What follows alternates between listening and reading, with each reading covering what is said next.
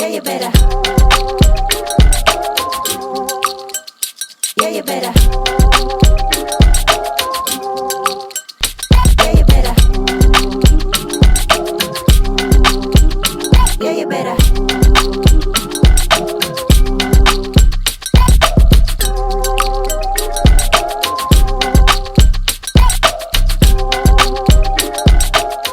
What's up, world?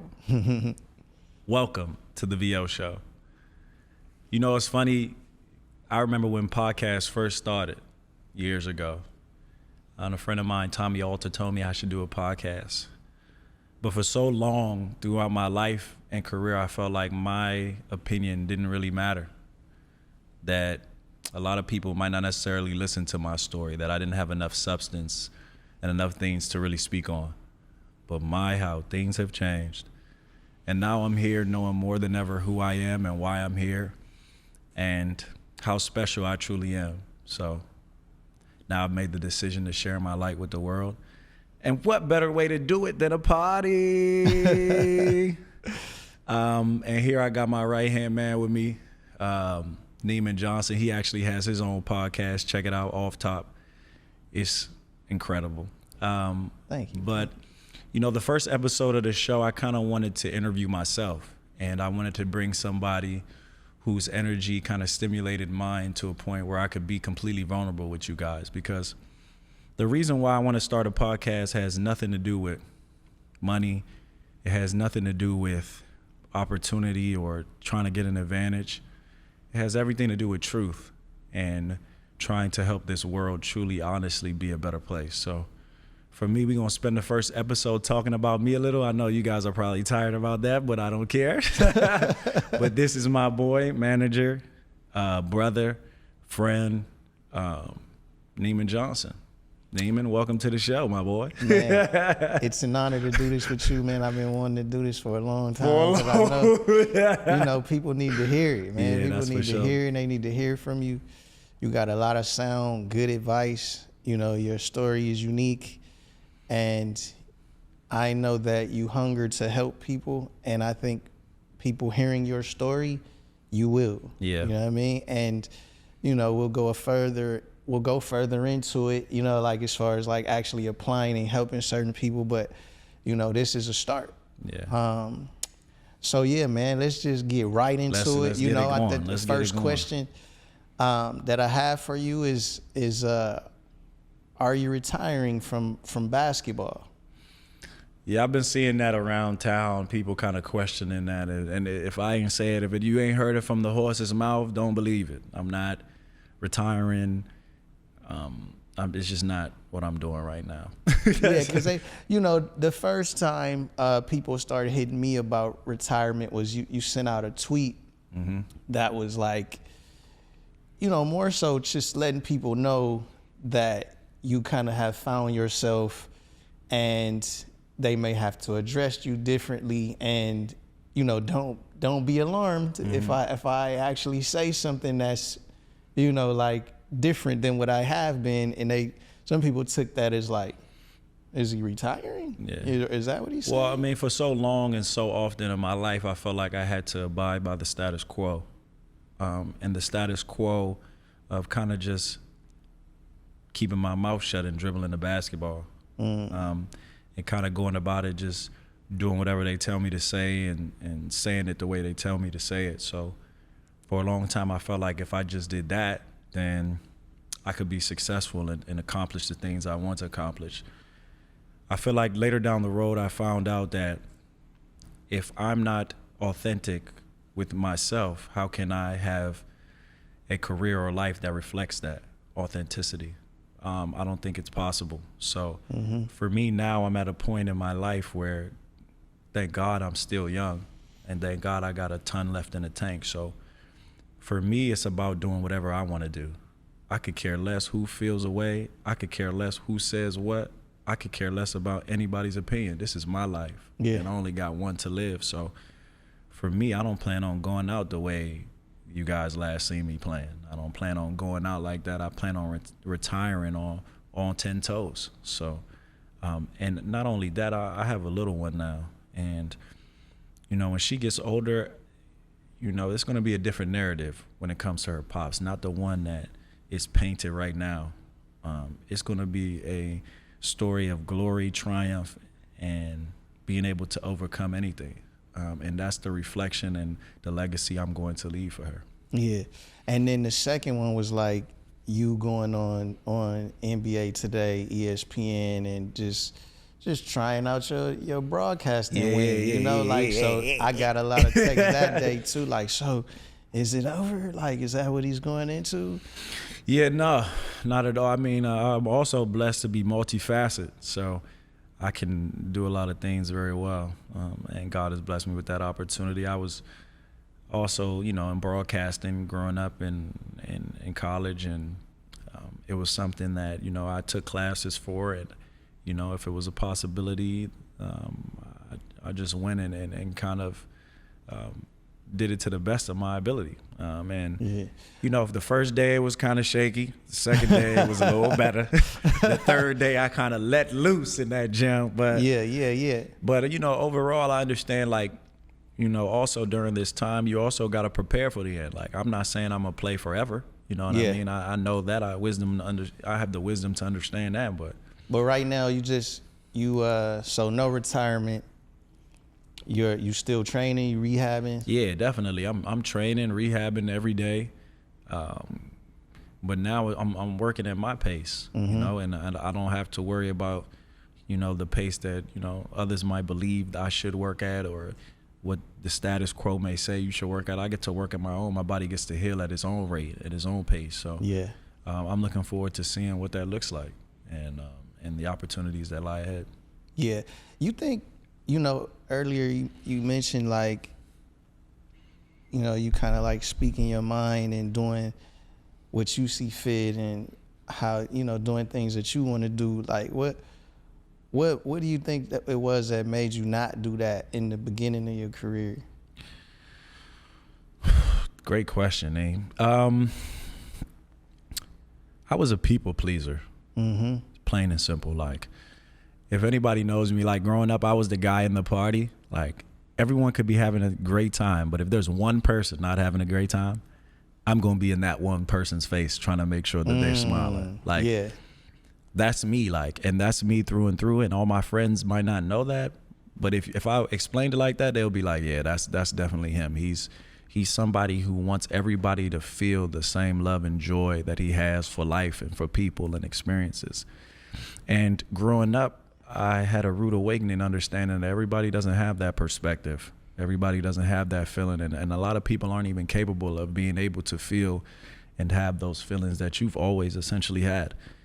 And, unfortunately for me, because I stand on my morals, and I stand on, how I treat people, it's unfortunately been easily manipulated, easily taken advantage of by everyone. And unfortunately, I'm the one that doesn't say much, so you can beat me over my head and I'm turning the other cheek and, thinking that you might do something different, and you do the same thing. So, it's been tough for me throughout the process of trying to navigate through just life. But at the end of the day, I wouldn't have changed it any other way, because I've gained an immense amount of wisdom and understanding from having to deal with it essentially by myself. And I mean, well, if you really think about it, we all have to deal with our own problems by ourselves essentially. But mine specifically, when it comes to my career, and everything that kind of reflects that. It was balls to wall, and I was pretty much by myself. I had my friends and my family, but they don't really know much either unless you in it. So I kind of had to take those blows alone a little bit. Cause nowadays it's like, what was it like you growing up playing basketball? Cause it's a different climate now. Like, I think kids are prepping way earlier, in a sense of like, I know I'm going to the league. I know I got to prep. I know I got to have, a good team behind me. And I, like, when you was coming up, like, what was it like? Were you prepping, like for like, yo, I'm gonna be in the league, and I need, I'm gonna need an agent. I'm gonna need, my team. I'm gonna need, you know. Yeah, like, no, I didn't have that luxury because honestly, I didn't know I was. I mean, I believed I could. Yeah. I didn't actually know I had that opportunity until my last year in college. So, you know, it was kind of different for me. I had to rely on whoever it is I knew and trusted from childhood. You know what I mean? Which oftentimes might not necessarily be the best choice, but it's all I know. You know what I'm saying? So it was the best choice for me in a sense. So a lot of people don't know. I came from a town that has a population of 700 people up in Marlboro, Maryland. And I grew up with 3 sisters. I was the youngest of 4, my mom and my dad. And my dad had 3 jobs. So he was very rarely home at all. My mom worked nights. So the only time I saw her was in the mornings and when she picked me up from school. So a lot of people don't understand. I didn't have no big brother or no mentor who used to play. There was no one in my family who even knew anything about the AAU circuit. They didn't know nothing about high school basketball. They didn't know nothing about college basketball. They didn't know not much about sports at all. So I was reliant on my AAU coaches, my just people I met on my walk along the way and praying and hoping that they had my best interests at heart, you know, and sometimes it worked, sometimes it didn't. But you know, it is what it is. Again, I say that to say, like, I was intended for my own path. I was literally made for it. And I was made to get to this point and be able to share this story with you so I can bring light to whomever might be in a similar position or whoever might not. You know what I'm saying? Whoever just has a dream and they want to chase it. Like, I'm here to show you, like, the way and show you that it's possible no matter how many times you fall. Yeah.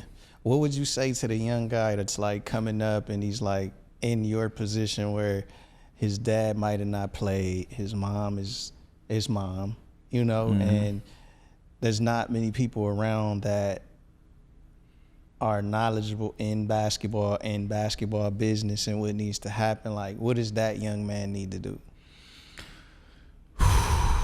I'm over here trying not to get emotional, thinking about my journey, Jeff.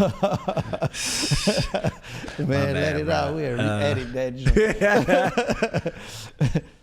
joint. If I could tell you anything, is like that little feeling you have when you aren't sure, but you feel like, man, if I do this though, I feel like this feels good. Like, I feel like I should be doing this. Like, follow that. Like, there's a lot of times where, like, you know, I'm the youngest of 4, and in our culture is a little different. You know what I'm saying? Like, you have to have a ton of respect for your elders and your peers and people and grown-ups. And also growing up in the 90s and 80s, you know, my dad was a little paranoid. I mean, it's different. All respect to everyone else that's in the world, that's playing basketball, that's doing their thing, that's living. But in America, it was different for Africans. No disrespect to African Americans. I'm an African American, technically. My blood, though, through and through, is African. There is no American descent anywhere. And a lot of people don't understand. I remember growing up where Afro beats wasn't played in the club or in the radio. There was no Burna Boys and Tyler's over here. They wasn't doing that. In fact, we was getting called booty scratchers, African booty scratchers. We was looked at differently, and maybe even a little bit to this day. Like, but you know, it's come a long way. But I say that to say, like, the first generations, I know it couldn't have been easy because it wasn't necessarily easy. How could it be? My parents had to struggle themselves. I mean, in their own personal lives, in their work life, and in having to cope with each other, and you know, working hard so all 4 kids could go to private school. So, you know, how could we sit down and talk about communication? And how could we sit down and talk about mental health? How could we sit down and talk? How? He's working 3 jobs. My mom was working nights. Like, all 4 kids had to go to private school, and 1 kid is hearing impaired. Like, you know, I could sit here. I'm not sitting here blaming nobody for what I've gone through. You know, I'm not sitting here that's not what I'm doing. I'm sitting here trying to bring awareness to understand how I was able to do it, even with the limitations, even with not having the resources that everyone else has. How? is because of my soul. Because even when I didn't listen to it and I didn't trust it, it was still leading me. It was still guiding me.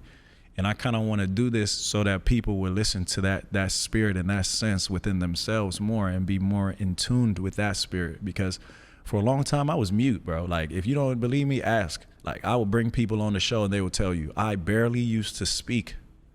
I barely said anything. Well, who was I going to talk to? My parents were super paranoid. They didn't want nothing to happen to us, and they understood the world and how crazy it was. So we couldn't go nowhere. There was no sleepovers. There was no parties. We weren't doing that. We were at the house in our own little universes and little cocoons in our rooms. Like, and you know, the biggest thing I want to do is thank my parents for that. As crazy as that sounds, I want to thank them. Why? Because I had no choice but to deal with myself. People run for themselves. Yeah.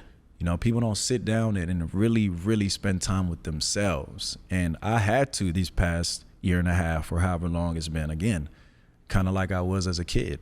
And I found myself again. As crazy as that sounds, I can literally identify with the divinity within myself. I know its name. I know how to talk to it. I can do that. And a lot of people can. And I just want to be able to help people find that same divinity so that it can help them throughout their own life.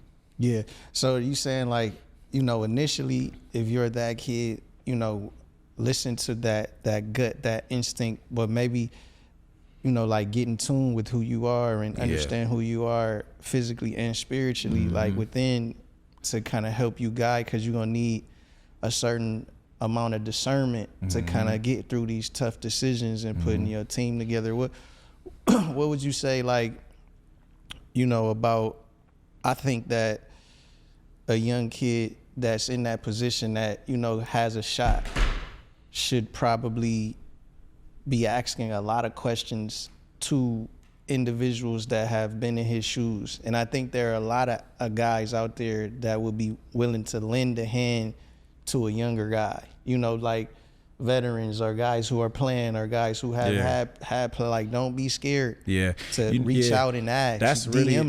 That's really important too, because for a long time I felt like, you know, hitting the guy up, because, you know, if anyone understands what we are going through, when I say we, I mean like the guys who have played guys in the who NBA. have, it's probably what, 2,000? Yes, it's like 2,000, 2,500. Yeah, it's like that. 2,000 players have played in the NBA. The NBA has been around for what, 75 plus years? Yes. So those 2,000 players that are alive, because some of them aren't here, rest in peace. Like, no one understands what we actually go through except us. Let me tell you guys that on camera, and I'm gonna say it again. There's no one outside of the 2,000 people that truly understand an NBA life other than those that are in it. It's not happening. Like, and I say that no disrespect to those who have companions that they're sharing their experience and their life with. No matter how much you share with, they never will be in your shoes. They'll never fully grasp the experience. So I say that to say, for a long time, I felt like I had to respect that. Like, I understood very early on that the same stresses, the same problems, the same issues, the same things that I was going through and thinking about, my fellow man, my fellow opponent, or my fellow D Wade or whoever, you know what I'm saying? My fellow person who's been in the league, my fellow player, ex-player who's been in the league that I look up to. Like, I understood that all those things that I'm going through, they're going through. So why would I add on? You know, I felt like that. Why would I have to? You thought you was gonna be a burden? Almost, in a sense, yes. I felt like I had to deal with my burdens on my own. Like, this is my story, but at the same time, you know, obviously it's not going to reflect and be exactly like D Wade's, but there are some things, or some or anybody's, but there are some things that anyone outside the 2,000, they won't understand. They won't grasp. And a lot of times, like, unfortunately, you know, we respect each other almost, and I don't want to say too much, but, well, I did. I don't want to speak for everybody else, but maybe in a sense of growing up, I respected everybody so much that I gave them their space. I gave them that respect level. I gave them their distance, not knowing that maybe if I would have went out of my way to just maybe have a conversation or reach out to them, you know, maybe that could have helped me a little bit, or maybe not. And, you know, but you'll never know unless you try. You know what I mean? And that's I think that's the biggest part of the whole equation is at least do it. And then you can answer it. I don't want to get too far, and I don't want to get too far left because we got a lot of episodes to go. But time. I understand that. But I'm just saying there's a whole nother topic that it can, segue. I don't want to go too crazy, but just know, like, man, just trust your instincts, trust yourself, and understand that everything you need and want to accomplish in your life, it's not going to be the same as the next man sitting next to you, but you can achieve goals and aspirations that you have if you just, kind of tune a lot of things out and listen to yourself first. Yeah. Yeah. What is it like, like when you're, cause I'm with you a lot and I still don't, like, what is it like when you're kind of like watching the games now and you're like, this is the first time that you haven't been on a team, like, to start the season? What is that feeling like? Like when you're, when you seeing your guys and then your peers and they're playing and you're like, like, I'll be out there in a minute. Yeah. It's really hard. I think the hardest part sometimes is that as players, naturally, we listen to the entertainment piece of sports. Like we listen to how things work and, who is likely to do this and who's the best in this. And it's hard not to, especially me, I was in those equations. In fact, I planned on leading those equations before I got hurt. So, yeah, especially early on when I first got hurt, it was really tough pill to swallow, tough thing to deal with because, essentially it's been ripped from you, taken away from you, not because you wanted it to be, just because, things kind of happen. It's hard. It never gets easy because I love the game. Yeah. Like I love playing basketball. Like those times when I was younger and, it felt like I was alone, I had the ball, and I know a lot of guys like, growing up for me, it was different. Like I felt like I needed a certain type of story in order to be reflected and looked at in a certain light that reflect the greats. And I later realized like, nah, it's just your story. Who cares how it looks or what it sounds like? It's your story. Like it doesn't matter. Like, and it took me a while to figure that out because, I didn't plan on my story going most improved, all NBA, hurt. I didn't plan on being hurt the last 6 years. That wasn't a part of my plan. But, if I have to sit back and look at life like, okay, God hurt you because, well, you were just going to say the same shit you've been saying. You were just going to say what they tell you to say and what they tell you to look like and how they tell you to perceive yourself in front of this camera. When you're not in front of the camera, you're just going to do what everybody else do. What, you a follower? Okay, then I'm not giving you what leaders get, what kings get. I'm not giving you that. I'm just going to keep breaking you down until you understand you're all you need.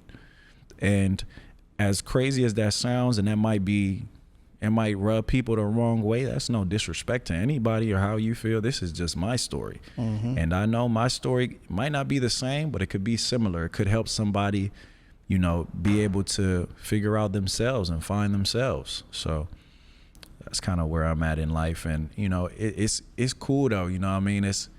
I'm learning a lot, but just watching and seeing guys playing right now and seeing how there's always a bunch of new guys coming in the league, and the league is in great hands with these young fellas. Boy, they doing their thing out there. I'm telling you, they doing their thing. And, I just really looking forward to joining them and helping continue to, boost the likeness of the league across the world. I'm going to lighten it up a little bit. We're talking about the young fellas, right? The young fellas seem like a lot of the young fellas going for a lot of the older women. Yeah. What do you think? What do you think that is? Like, what do you think? Like, why is it happening more often than not then? Well, we're going to talk about it some more in different shows, but I truly believe we sometimes got to remember, like, the differences and errors and what was given to us and the differences in resources in those areas. We didn't have the same resources that they have now. They're just like MJ wasn't making the same as LeBron is making. Just, when they was playing, obviously, you know, they neck and neck now. But I just use that as an example. Like, when it comes to an equation and how things are and why things come to be, make sure you understand reality as well. Like, the reality is, some of y'all that's my age remember when there was still payphones in y'all mama and daddy's house. These youngins don't even recall. They probably don't even know what a payphone looked like. So have a little patience and a little grace with them, because at the same time, I'm not tripping. I'm not here to judge nobody. That's what, we'll get to that subject a little later too. I'm not here to judge no human being or tell any human being how they should be living their life. That's not what I'm called to do. I'm called to spread love and bring people together. But my only thing with the youngins and everybody is, man, please just do right by these kids, because the kids don't ask for the situation or the equation. They didn't ask to be brought into this environment. They didn't ask to be. You talking about when they have kids. When you have the babies. Listen to me. It's the babies for me. Yeah. Don't do the babies wrong. The babies didn't ask for none of this. Right. Like, they didn't ask for the mom. They didn't ask for the dad. They didn't ask to be brought into this world, or an unstable or stable, whatever. They didn't do right by the babies. That's my only thing. If you ain't doing right by the babies, you grown men, I have an issue with that. That's a problem. Grown men, grown women, yes. Women and men, yes, on both sides. Grown women. I thought we was talking about the youngins specific, my brothers, but both sides though. Because I'm not here to judge. I don't care I don't care. If you love somebody, age is nothing but a number. I don't really care nothing about that. But y'all two, as parents, make sure you have a relationship that the child can cope with. Like, that's really important. Like, the child is important, and you guys don't let y'all emotions get in the way of that, because the child don't got nothing to do with y'all personal life and how things came to be. So that's my only thing. Yeah, we'll get into that. Yeah, we gonna get into that for sure. You know, because I mean, there's a lot with that, as far as like just, you know, even doing it in the right intention and understanding that, you know, it's more than just a dollar figure or, you know, material things. It's like you guys are bringing a life into the world, you know, that deserves a fair shot. Nah, and, for sure. You know, without, you know, those intentions or ill, you know, intentions. Man, put y'all egos to the side, man. You don't got y'all the ones that put yourselves in this situation. So put y'all egos to the side. And if y'all not getting along and stuff, be able to channel that elsewhere. And y'all deal with that on y'all own. Y'all kids don't need to see that or be a part of that, man. They ain't asked for that. That's one thing, if I could change, I would change. Growing up, like, we ain't asked for none of that. Nobody asked for that. Nobody asked for the random stuff. Like, that's the stuff that you guys got to find out how to deal with in your own private talks, in your own private, just period. Like, be able to do that, because come on, man, like, they don't need to be, you don't need to add on to the stress of living anyway. It's stressful living just to be alive. Like, and if you want to tell me otherwise, all right, well, come prove it to me.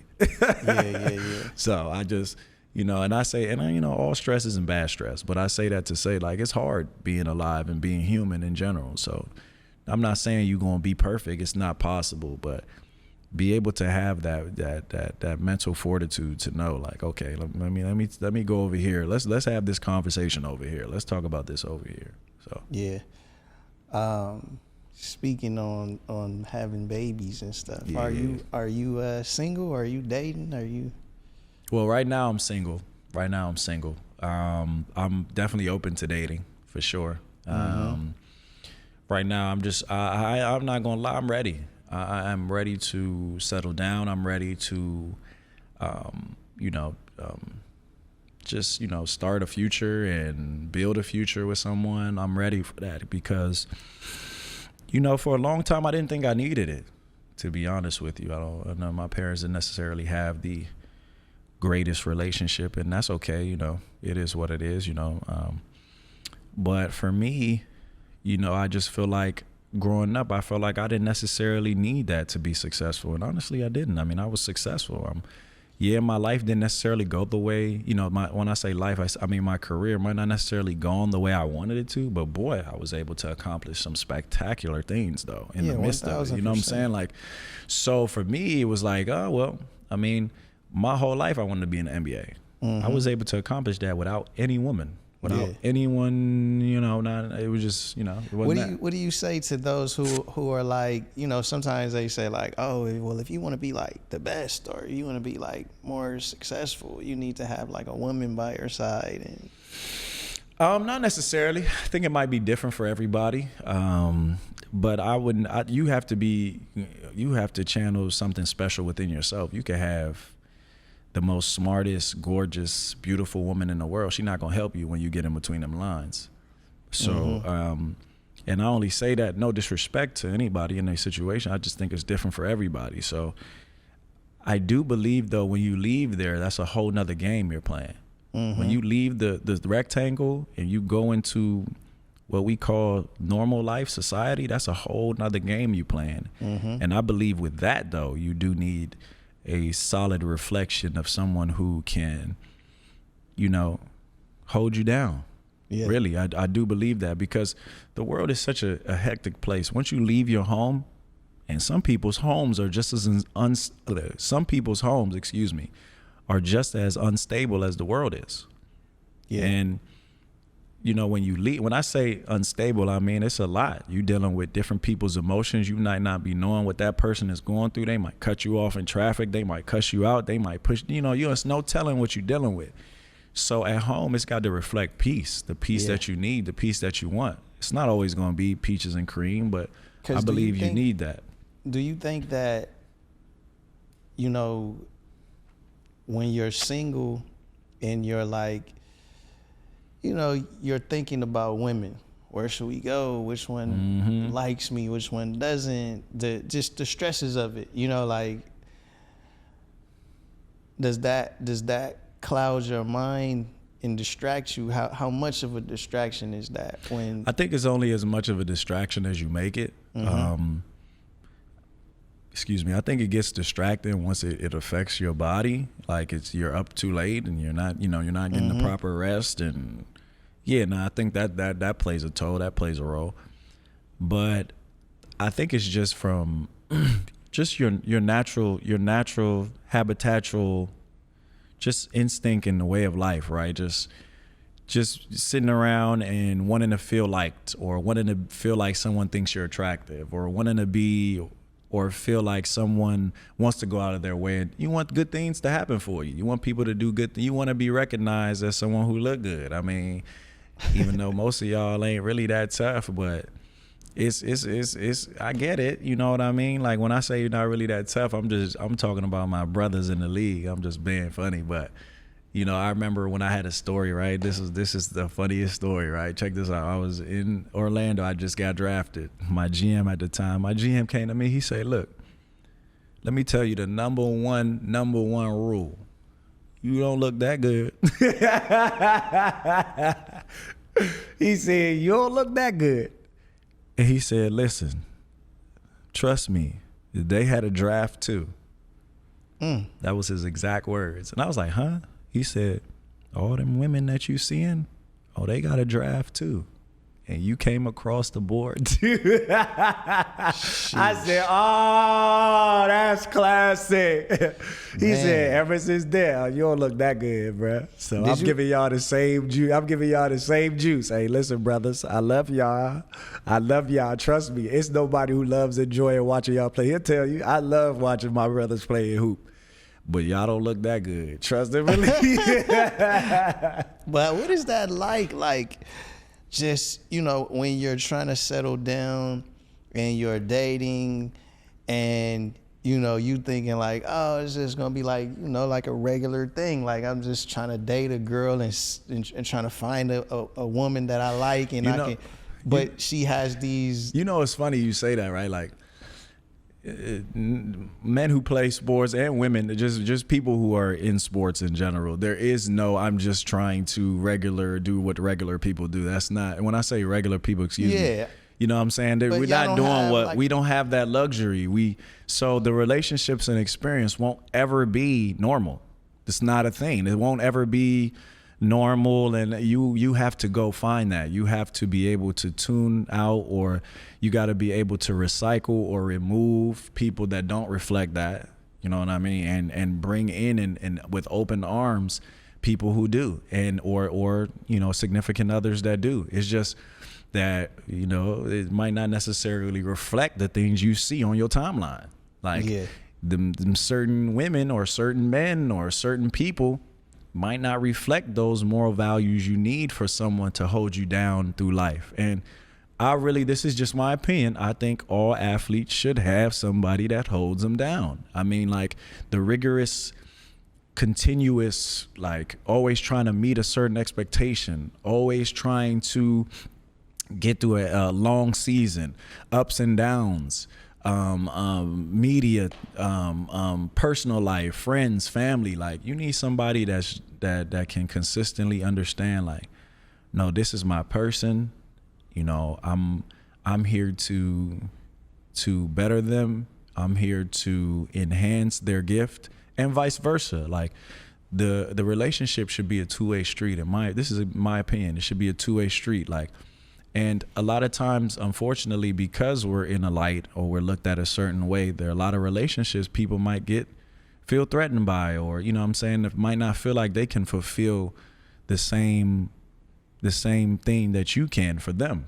Yeah. But in reality, you know, if you know, there's just a piece of people that's missing. It's not the whole thing that you got to go and you got to configure this whole different person now. You got to make a whole different entity. No, you just got to be that piece, that missing piece. And, you know, that's kind of what I think that we all need in order to be, you know, the best we can be, and essentially. No, because I do think that, like, having a person that holds you down, a person, it does a lot of things that are, like, unseen as well, unrecognized, where, like, you know, I think that I know. I mean, I think that for sure. Yeah, like, you know, I think that, you know, being married for 18 years or 14 years, and, you know, like, let me go ahead. What? I'm reaching over there. Go ahead. I'm sorry. But yeah, being married for 14 years and kind of seeing both dynamics, like seeing my single friends, seeing how my thing goes, and, like, seeing what my single friends are worried about and what I'm worried about, is, like, I think a lot of times, like, being single and, like, I wouldn't necessarily say, like, chasing girls, but just, you know, like, in the dating scene, whether you courting or whether you just trying to, you know, get it in with the girl, whatever. Get it and gone.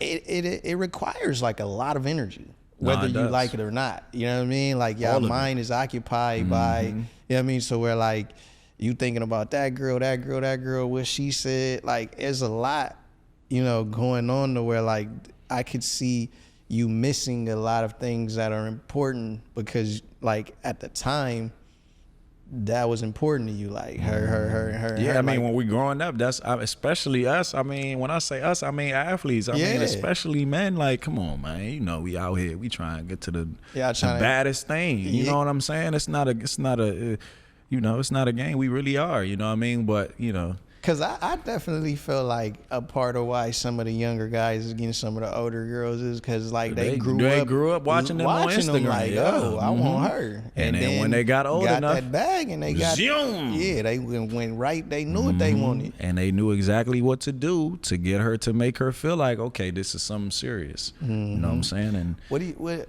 you know, when do you know? Because I feel like, knowing you, I know that this past year you did a lot of growing, spiritually, mentally, physically. And, you know, we said something in that where it was like they know what they wanted. And I think it's really, really important for people to know exactly what they want out of life. And I think you're in a space now where you're very intentional with, like, what you want. I want you to speak to, like, how important it is to know what you want, instead of, like, kind of trying to please people and what they want, and how it will deter you from you know, your end goal and your best result, because Yeah. you didn't really know what you wanted. You were just kind of like, well, that's what they want. And you kind of did know what you wanted. You just really didn't go for it 100%. You know what I mean? You kind of like, all right, I really want to do this, but this one, and this one want me to do this. So kind of get into like what it was like when you kind of realized like, dang, I need to do what I want to do. Yeah, you know, it's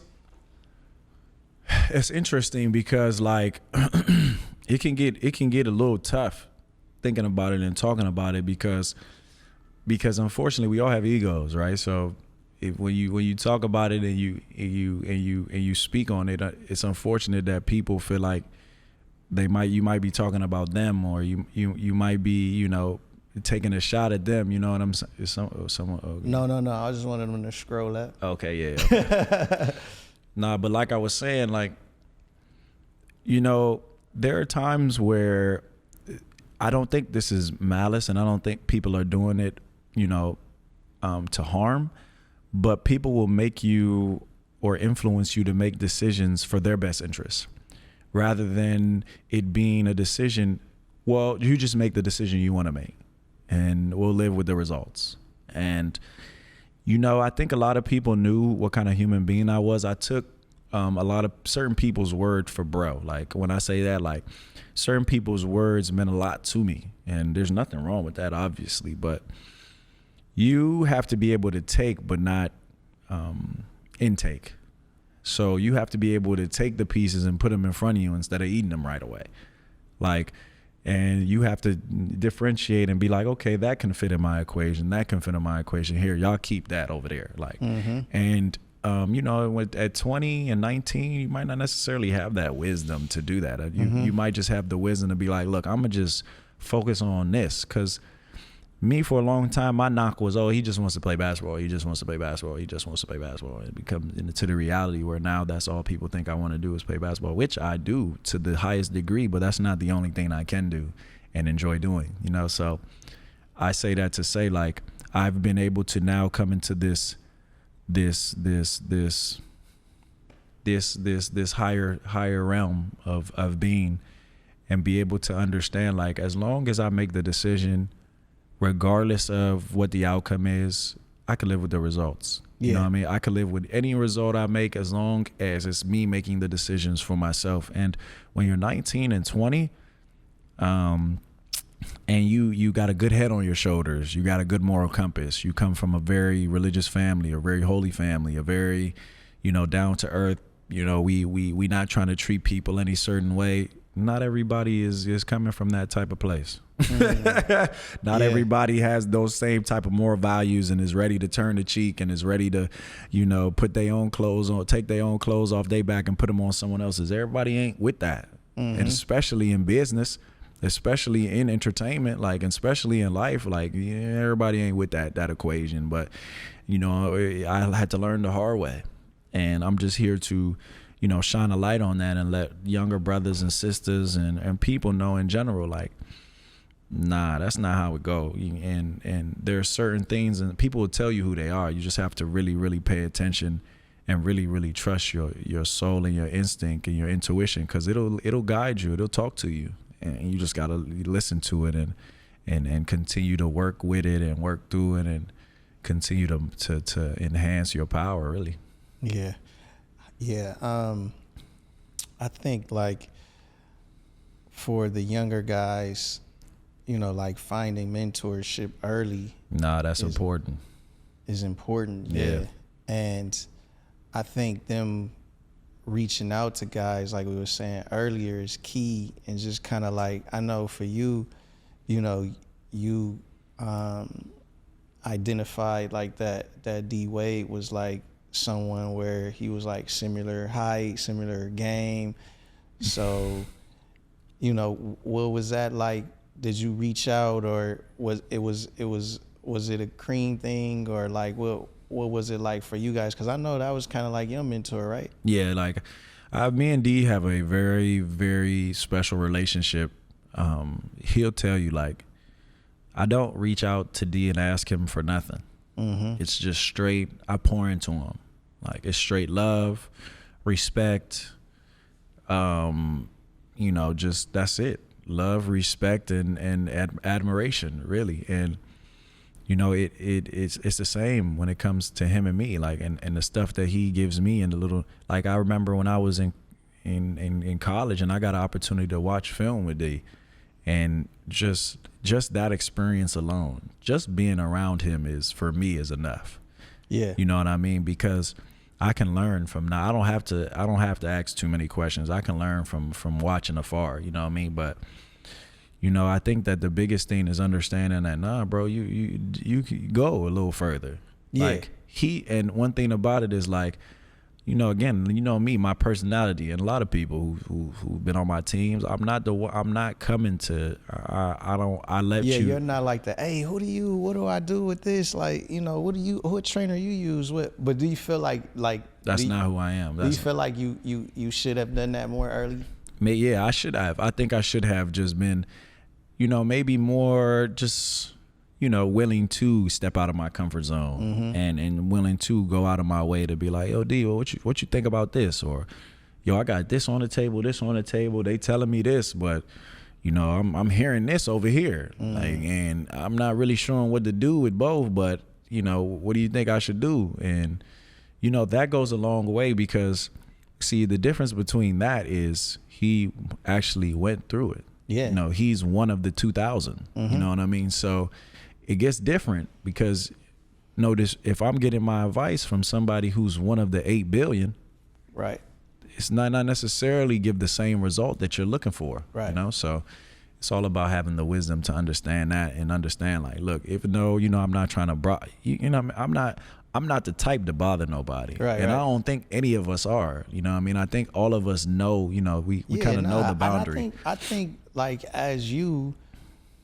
if a young guy was to come and ask you or Right DM now, you, you would sure. love to pour into him. And I think like the guys, you know, would do the same. If you just, they would have loved to pour into you if you would have asked. Yeah. That, I think they do. I think you do need to ask. Yeah, for sure. I think, you know, I don't think they're gonna know, you know, and it's kind of treacherous out there. Yeah. Like, you know, they'll be thinking like, oh, he just wanna be a part of the team, and, you know, maybe get a piece of what I'm doing. You know, those are like thoughts that people are having, but it's like, nah, I mean, I think, you know, I think he just wants to help the next guy out, and he understands the same thing what you said. Like, it's 400 of us, and there's 2,500 total, and there's not too many people that can really pour into him like me. And a lot of guys, like, I think like going to Tracy McGrady's gym in the summer, like I can see him like having some time. He is one. Yeah, like he does. He Yeah, does.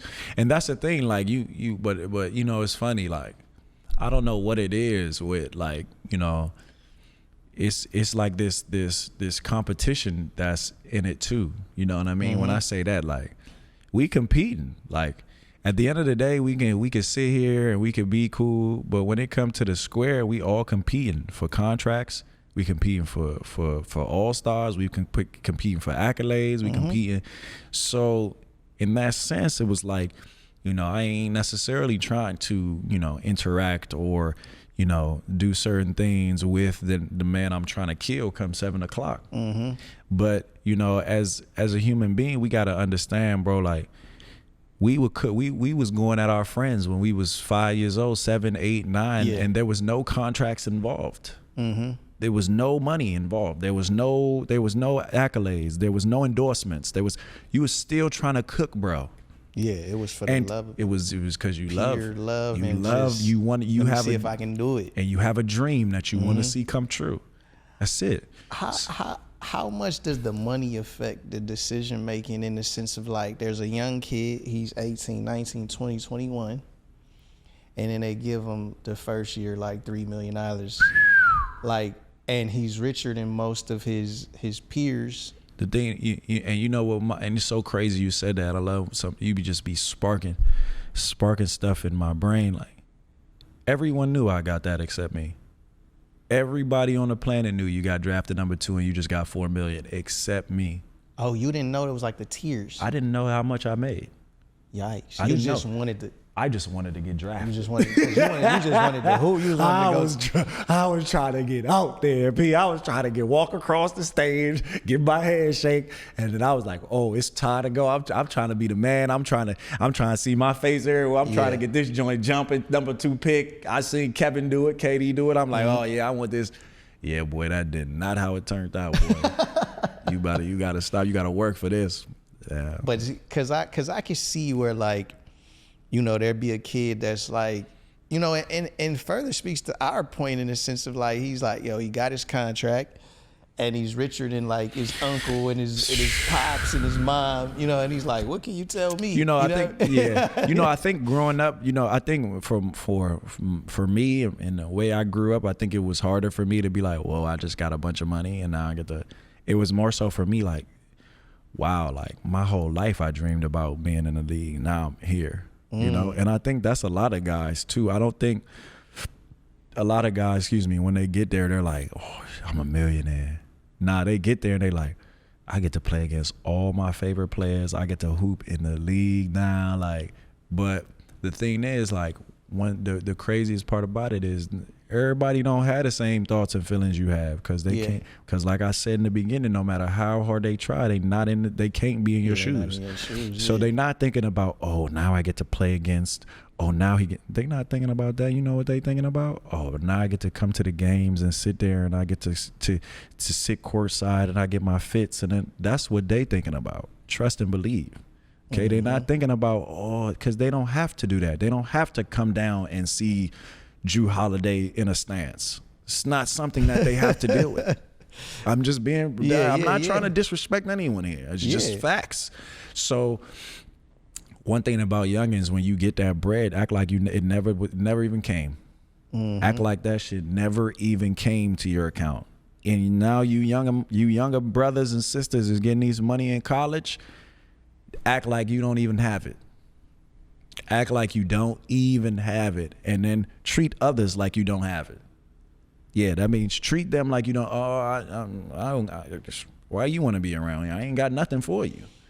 And until they have or show something otherwise that proves themselves worthy, and I don't want to use the word worthy. Let me not say that. That proves themselves eligible to be able to work for you, work with you, help you. You know what I'm saying? Like, don't just take people's word for it. That's over. Everybody has an opinion now. Everybody can say what they want now. Everybody has freedom to do and go as they please. And you know what I'm saying? It's so you got to be particular in who you let in your space. And I have a unique. I said I have a unique saying. There's 4 doorways to the universe. The universe is within you. There's 4 doorways. See, when God made human beings, he made it clear for you the most important things that you need to be doing when you live life. There's a doorway to this universe. Your nose has 2 holes. Your ears has 2 holes. Your mouth has 1 hole. And then, no disrespect, your private areas, both women and males. It's 4 doorways to your life and your universe. What you feed your doorway with, you will produce exactly what you feed your doors with. You will produce it. That's the life you'll have. So whatever those 4 pillars, your ears, who you let tell you where you should go. Who is it that's mentoring you? Who is it that's filling you, pouring into your cup? Are you breathing? Because some of you don't even breathe when you walk around. And your breath is life. If you stop breathing, you're going to die. Your breath is life. So breathe and focus on breathing. What you eat, what you consume is direct dialogue to how you feel and what happens in your life. And then, of course, that's self-explanatory. Watch who you... I'm just being for real. Watch who you exchanging your energy with. See, God made... He giving you the plain sight. It's only... There's no other holes on you, are there? Unless there's... Can you show me one? I guess you're... The one for your waist, but that's for the waist, right? That's like to get everything out. You know what I mean? Like,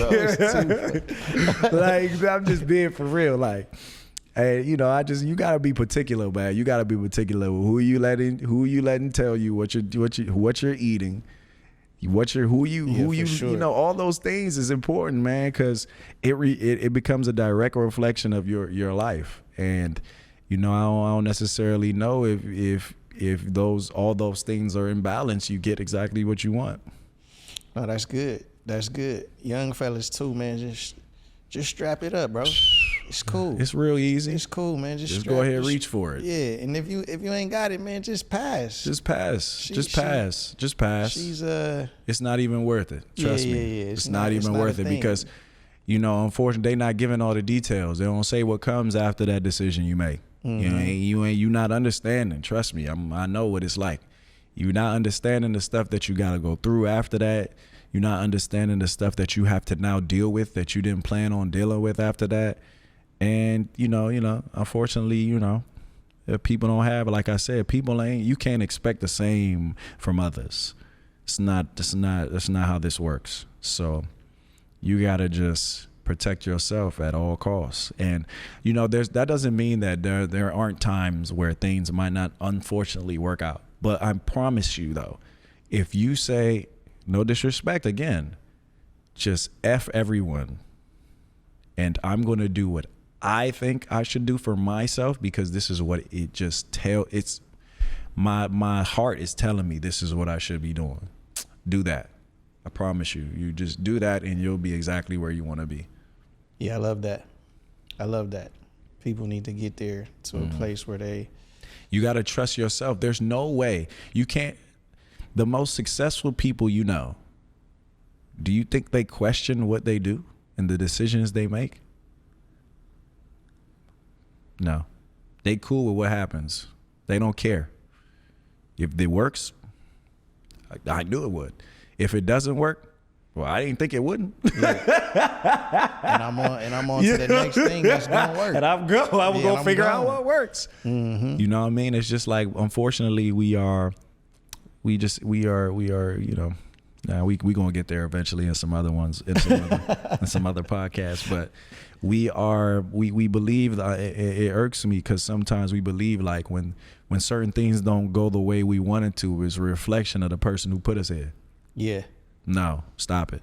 He did enough. Yeah. And that's all I'm gonna keep it there. He did it. He did enough. The first one. Yeah. We'll get into some basketball stuff. Yeah, let's talk hoops. We'll talk hoops because I like the hoop. Yeah, we're gonna get into some hoops. So we there's 3 games played so far. Mm-hmm. You know, 3-0. Yeah, you know, and people, we've been talking about just watching till 10 to see how it unfolds. There's like a lot of teams that we're trying to say are good or not good based on these 3 games. We trying to make superb early predictions. Right. Outlandish. You know, but this is like, what do you think about the Sixers in a sense of like what they've been doing without Paul and Joel? They got a good win last night. They had a good win in Indy last night. You know, I find it interesting. I think that, you know, unfortunately that, you know, the whole injury thing is part of the game. But I think there's some nuances that could be corrected that could help players last longer throughout the year. Yeah. It's little details. I don't necessarily know if the way that, you know, Embiid and everyone is going about it is the right way, but I mean, as far as like not playing back-to-backs, and, you know, I don't necessarily know because then it just makes it look like, you know, obviously like you're just trying to, you know, trying to get over. Yeah. And he might not even necessarily be doing. He just really might just feel like, man, it might just be better off if I don't necessarily do that for my body, so that when playoff time comes, these Sixers fans have something to look forward to. Do you think that actually works though? Like not playing the back-to-backs? Like, is that the key? I don't necessarily know if it is the key. I think that it helps, though. I think that it's not as much wear and tear, especially now that we have the in-season tournament, which, you know, guys, those are like playoff games within the season, which is something new that guys who've been playing 10 or guys who've been playing 4 years aren't used to. You know what I'm saying? That's something where now in the middle of the year, in the middle of October, November, December, you're having heightened playoff game, heightened feelings. You know, it's different. A regular season game and a playoff game, the feelings, emotions, fans, everything is just different. It's heightened. Yeah. So then naturally you're going to exuberate more energy, more effort. You know what I mean? So now you have those players doing that during the year, and then still on top of that, you got an 82 season. On top of that, back-to-backs, and then when the playoff time, you got how many games to win? 16, I think. So that's what? How many? Yeah, that's like 4 different 7-game series. Exactly. Yeah. Like, so now guys is getting, and then on top of that, after that, summertime come. Now you got to play for the Olympics. Now you got to, you know what I'm saying? It's. So do you think guys are playing too much? I think 82 is a lot of games, probably. Yeah. Mm-hmm. I'm not trying to. Of course, we would have to come out with a way to be able to meet the financial means of an 82 game season plus playoffs. Mm-hmm. You know what I mean? Because we don't. Obviously, none of us want to lose money. You know what I'm saying? Like we don't want to lose money, and we don't want our fans to, not experience, the experience we want them to. Yeah. So it's just about understanding, like, how do we get it to where it complements players' bodies and efficiency, as well as, still giving the fan that same experience, because that's what it's really about. I don't think that it's like, I think that it's a disservice to the fans if they can't play. Yeah, and also that the guy who wins, or the team who wins the championship, is the team that's the most healthy at the end. Yeah. I mean, guys who are in basketball understand that that's really what it is, and it's like. Yeah, that's why everybody ends their conversation, well, if they stay healthy. If they stay healthy. Yeah, because why do you think guys are getting hurt so often nowadays? Like, Steph just went out. Well, it's early in the season. Like, people like are out. I mean, Joel is out. Paul is out. Kawhi is out. I mean, it's I think it's unfortunately different. It's different for everybody. I think that we become as think about it, as kids, we start training our bodies from since high school, 5, really. 6, 7, 8 years old. And I think that we have to have an understanding that that with training, if you aren't comfortable with doing certain things on your own, no matter how someone coaches you, like it's always going to be uncomfortable. And I say that to say, like, I don't think athletes right now, we spend enough time with ourselves as far as when it comes to training and how to train, because there's no one that moves the same. Mm-hmm. There are people who move similarly. Yeah. Like, there's some people who are similar, but there's no one who actually does the exact same thing. Yeah. Like, we don't run and jump the same. Yeah, we don't run and jump the same. We don't cut the same. Yeah, exactly. It's not the same. So you have to have that understanding and wisdom almost. Like, okay, so what do I need to do that works for me? Because right now I think we just have a consensus what works for everybody, and everybody does the same exact thing. We're all doing glute bridges. We're all doing split squats. We're all doing Bulgarian split squats. We're all doing the same exact thing, but we all aren't the same. Yeah. So I think you got to cater it to what you need, but you also have to cater it to what you need and spend time doing that, what you need, by yourself too. Like, we oftentimes become so coachable. We become so coach based that we then feel like in order to do movements, we need to be coached through it, or we need to hear a certain thing to feel like we're doing the movement right. But no, it's about feeling. It's about being able to understand what I'm trying to target in this movement. Does it feel like, am I actually feeling it in the proper place? Okay, now I'm gonna do this movement on my own as many times as I can to help myself, to help improve my movement, to help improve my, just my overall, stability. Yeah. No, that's good. That's good. That's just what I think. Yeah, no, that's good. Because honestly, like, as I'm watching over the years, like, I don't think that it's not playing back-to-backs. Yeah, it might not be that. Yeah, that's why I said I couldn't really, You know what I mean? Like, I've seen Kawhi do that for, like, the last couple seasons, and I've seen him get injured in the playoffs every single playoffs. And I'm like, I don't think it's the back-to-backs, my boy. Like, I don't think it's...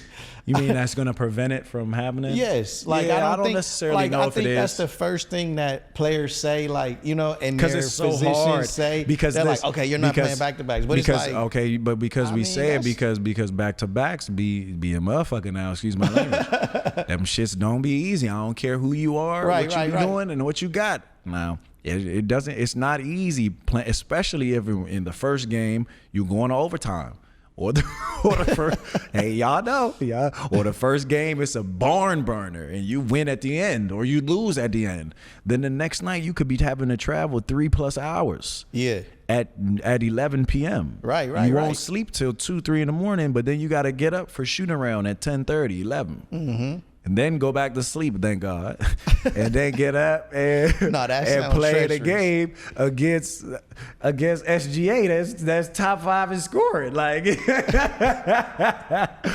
bro, there's nothing easy about it. I get it, and I think that's why players are. That's the first thing that comes to mind, because boy, it's different for us. But I think though that there are ways to like work around it and make sure that the player is still able to give its best effort towards the floor and not feel like he's draining himself or he's just wearing his body out to the point of that he can't play later down the line. I think there's answers to everything. I mean, we're at a point where we could track how many miles players are playing in a game. So I think it's possible. I don't think there's always hope. I think it's possible for it to work for both the player and the fan and the business as a whole as well. Yeah. But, sounds like more leaning towards like players can play back-to-backs and they can play maybe the full season. But what do you say to someone who is feeling like a little ding here, and they like, hey. Yeah, just don't play. I would just tell them not to play. If you don't feel comfortable, if it is bothering you, and it's we come from an era where it's like, we rest in peace, we Mamba mentality. And Mamba mentality is, I tear my Achilles, I'm gonna walk off. And sometimes, we feel like when we get a bang or bruise, we could just play through it and say, F it. You know what I mean? But in reality, it's like you're not giving that entity or that space in your body enough time to heal. In fact, by just playing more, you put more damage on it down the line. Yeah. And we not really understanding that well because we not really speaking on it. Yeah. But the reality is, if you going out there and you got a little sprain or you got a little joint and you're not letting it fully heal, playing on it, even though it doesn't feel like it right away, it doesn't heal it properly. Yeah. Because the only way to heal is TLC. You got to give yourself time to do it. You got to let it fully do what it's supposed to do. And if you're not doing that and you adding on to the same stress that you've had already, it could be minor, it could be not minor. Adding pounding, like when you play, it's load. When you cutting and running and jumping and defending, and that's load that you adding on to a place that clearly is upset about the load that you put on it prior to it being hurt. So it's just that we're in a space where we're young. I know I got hurt at 26. I was young. Y'all think I wanted to get. And I got an old man injury. Like I tore my quad tendon at 26. That's because I got a different type of power in me. We're going to put that on another episode too. But it's just because I was able to do that because I produce a lot of force and power. But that's the thing. Like, I think that. But I was having issues there already, though. Like, it wasn't like it was just like, oh, it just miraculously happened out of nowhere. No, nigga. That's not what happened, my boy. You was having tendonitis in there. Yeah. You was having, you wanted to keep playing. Cause why? Because I was at a point where everything I dreamed of, I had my own team. I was playing in the city I went to college in. If you came to that arena, y'all knew who y'all was coming there for. And I say that in respect because I love my teammates. My teammates were amazing there. No, they was coming to see the game winners. Yeah. You know what I'm saying? And that's what the fun part was. Like we would all play, we would do our thing, and telling I could hit a game winner. I could hit a game winner throughout the, it was fun. Like but I say that to say like, well, I didn't think that was gonna happen to me. And who was to say if the first inkling of me feeling something, if I didn't just sit down and said, F it, I'm gonna just sit until I feel better, who knows what would have happened, right? Like, but I say that to say like, because we're in everybody wanna be right. Don't nobody wanna go against but anything or anyone. Okay to be wrong.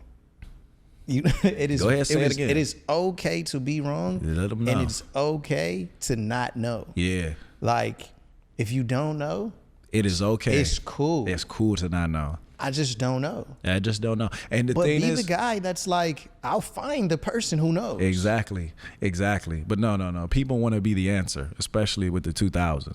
You want to be the answer to the problem. So then now you can be around the whole time, or you could be in it. So you know, lot of times because that person is like, the reality is the 2000 men that have put on a jersey, or let's not even any man overseas.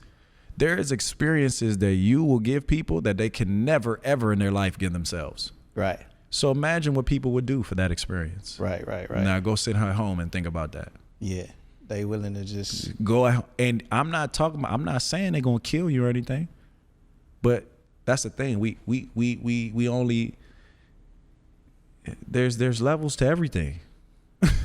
So yes, the extremity might be this, but don't neglect this. Don't neglect the little pieces under that. Don't neglect that. Because that adds up over time, and then eventually you'll crumble. So not crumble. Again, the part of my vocabulary. There are certain words, that might rub people the wrong way. I don't mean no harm. it's cool though. No, I know. But I'm just addressing it because, at the end of the day, people, I'm cool with controversy. Bring it. I'm not tripping. I'm just letting y'all know though, like, oh, I know what I'm saying though, and I know what I'm feeling, and I know that this was intended for me to say. Like, I needed to say this and voice my opinion. So, because for a long time, I'm the person that don't want to, but I live in the right hemisphere of my brain. I'm encamped in there, and some of y'all know what I'm talking about. Some of y'all don't, but the ones who know, y'all know what I'm talking about. I'm encamped in the right hemisphere of my brain. What's the right hemisphere? Well. Yeah, we'll put that on another show. Yeah. We'll put that on another show. But so, who do you like? Where, in the league? Yeah, what teams you like? Off week 1 and 2.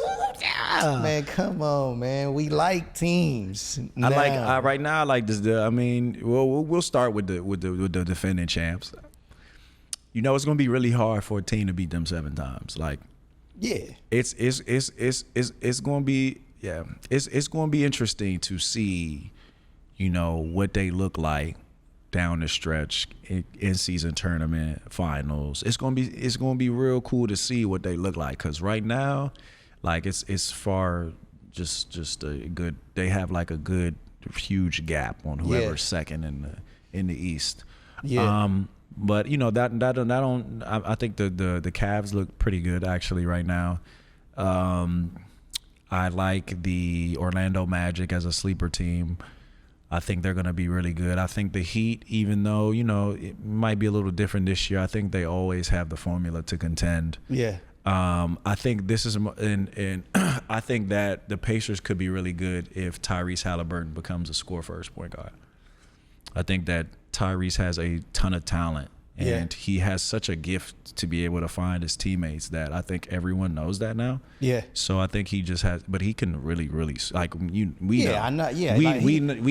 I mean, he can really score the basketball. And I would say, like, before Pascal came, he was now you have to add. It was almost like a score first, but he was still getting 11, 12 assists a game, no turnovers. Mm-hmm. And then it feels like when Pascal entered, it was kind of like he just didn't know. It was harder. It's harder when you have someone else who can do multiple things with the ball too. And do you think as a player, like, he's thinking, I want him to feel welcome here, and I don't? Nah, I don't think so necessarily. It's being able to adapt, like, being able to know, like, okay, like, it's hard. It's not necessarily easy being able to now have, other alpha males on the floor and still be an alpha male within that and still give them that opportunity to be an alpha male too. Because I'm sure when he wasn't there, Tyrese probably knew every night I could get 20 to 25 shots. So it's like I'm hunting, but I'm not really hunting. Now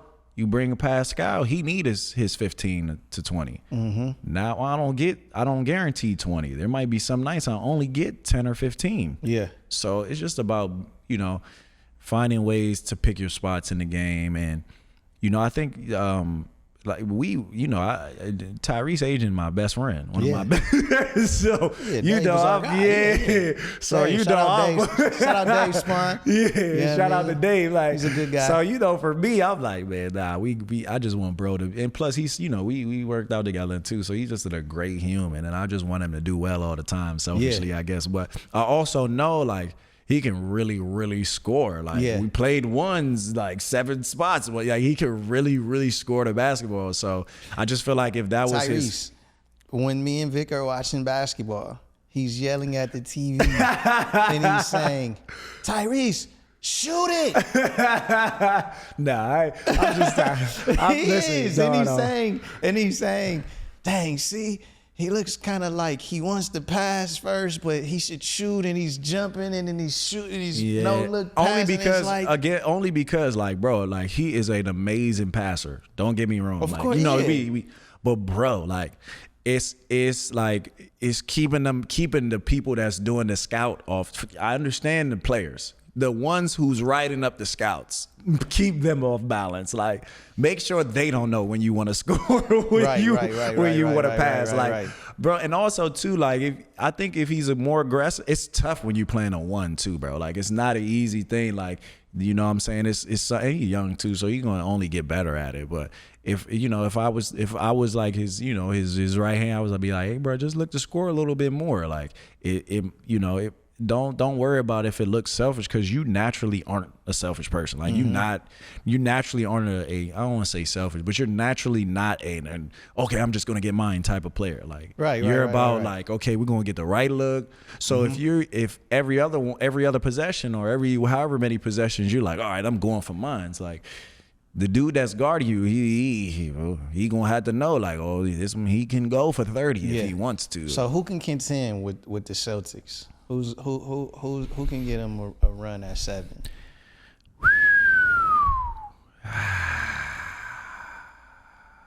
Well, you know, we got time, so let me pull up the team. We got time. So hold on. You want me to read this? Yeah, you just put stuff up there. No, I love it. No, I love that.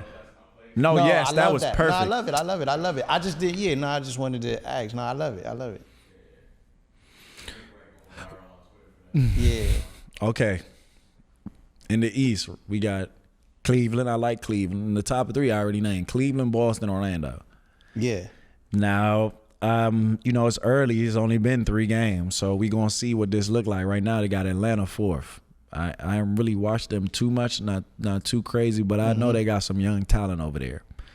New York had a good win versus who did they just play recently? They just beat them at home. The Pacers. Yeah. They played the Pacers. They beat them at home. Miami 6th. Chicago, I seen them play a few times. They got some scores over there. Milwaukee has a big game tonight versus Boston. I can't wait to watch that, to see how they gonna act. And then, you know, it's just so early. What about like West though? What the Lakers? You don't think Dallas?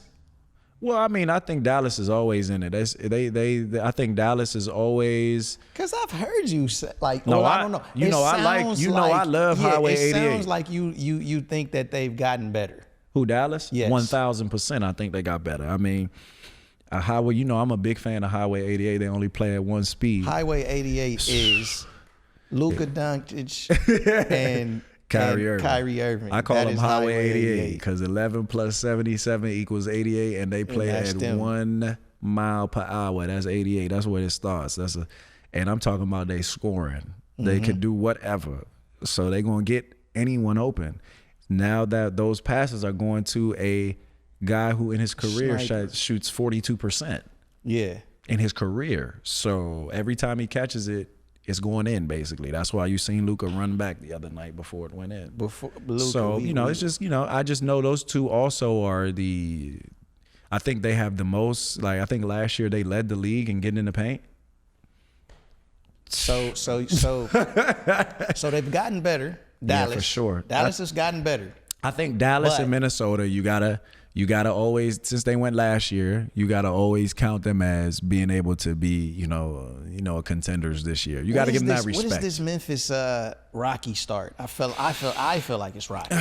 Well, I think Jai, he took a little minute off, so I think it's going, get his rhythm back. It's going to take him a little time. No, I'm sorry. I'm in Minnesota. Oh, Minnesota. I'm sorry, Minnesota. You good. Minnesota with the Rocky start. Yeah, Memphis had a Rocky start too. I mean, it's so early because we could the Rocky is just, it's tough to say because it's so early. But I think that also it's not the same team in Minnesota. You know what I mean? It's not the same players. You add. But did they get better? Yeah, I do. I think they did. I think they did. I think it might be a little too early to like say for sure, but I think they, on paper, they I feel like they got better. You know what I mean? And then I watched a few of their games. I seen them play the Kings. I seen them play somebody else. I forgot who it was. Maybe the Bulls or something. I think that was a preseason game. But I watched a few of their games. They look good. I think that it's just about. Julius and AE continuously working on their chemistry and playing off each other on the offensive end of the floor. But I think once those two continue to figure out and it starts clicking, I think they're going to be really good though, for sure. So, but the Lakers are the biggest surprise to me. I was about to ask about JJ. Not really surprised. I wasn't going to go ask about the Lakers. I was going to ask about JJ. We could talk about JJ and the Lakers. Because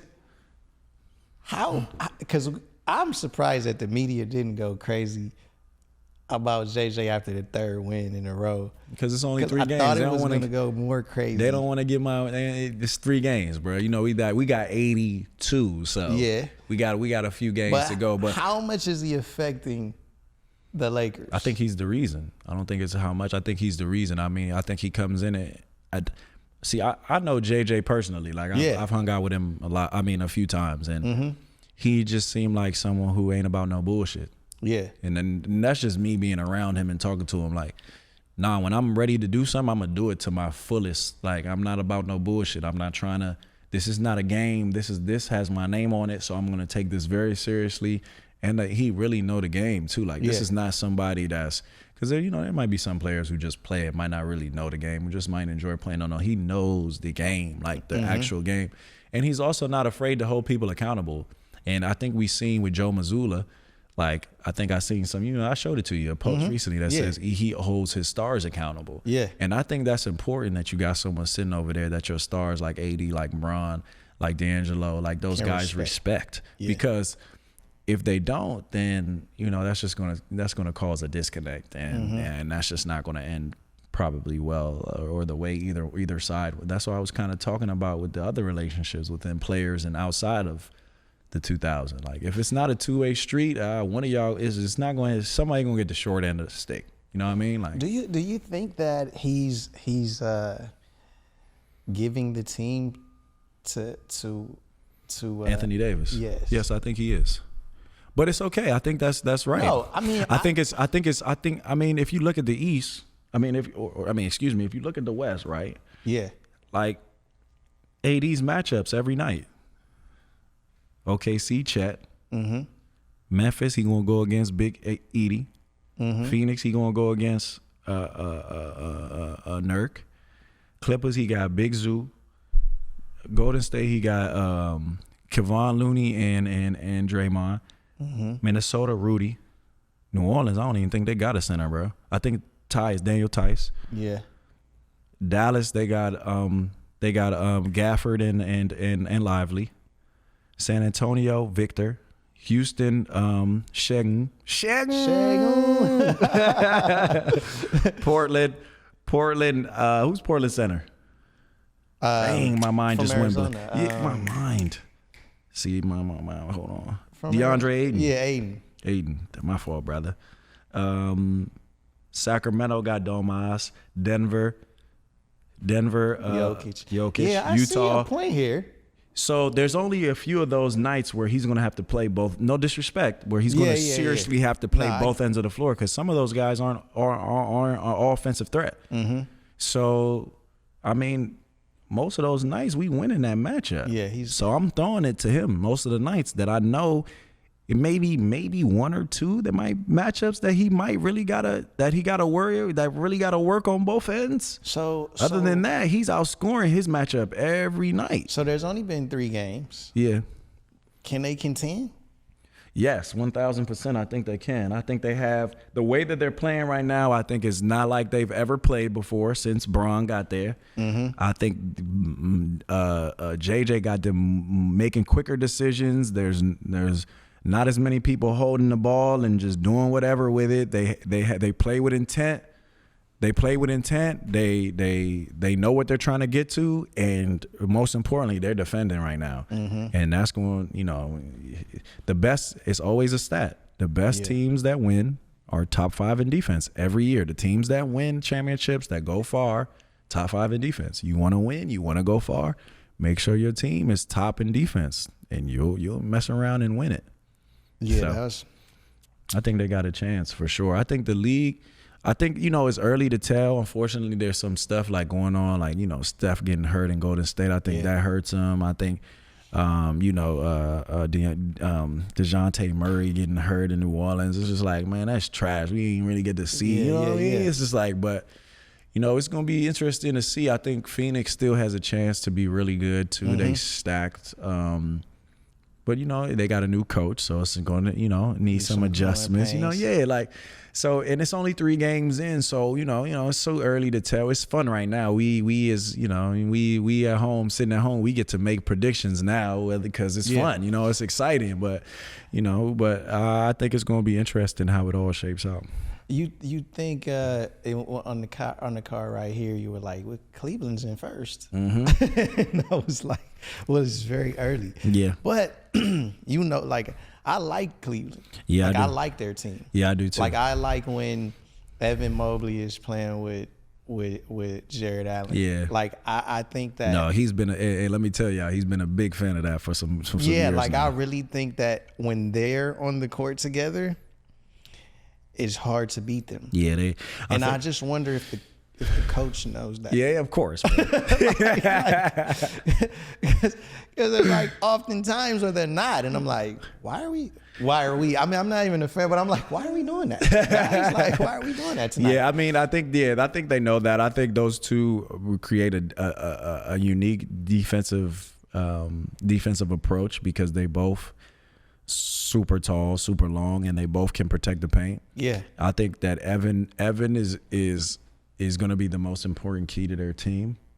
As far as his approach and as far as his mentality every night. Because I think if he plays well, it's going to be really, really hard to beat them. Yeah. Because they're defensively, they're going to be. It's tough to. They got two of they got two footers. They got 2 footers in it. That's coming to. They're trying. They trying a chance to see all on the rim and all on the backboard. They trying to come get that thing. So, but we gonna see. We gonna see. I can't wait to see what D Mitch do this year. I think he ready, bro. I think he locked in right now. Yeah, that's just my opinion. Yeah. We got a chance to see Evan train a little bit. Yeah, looked like he was working on his 3. Man, what? Yeah, everything. My boy putting that joint on the ground, handles, everything. He looked good though. I like it. I can't. Like, oh, wow. Excuse me, scratching my. I can't wait to see it. Do you think that the rhythm on the Timberwolves is affected by Cat leaving?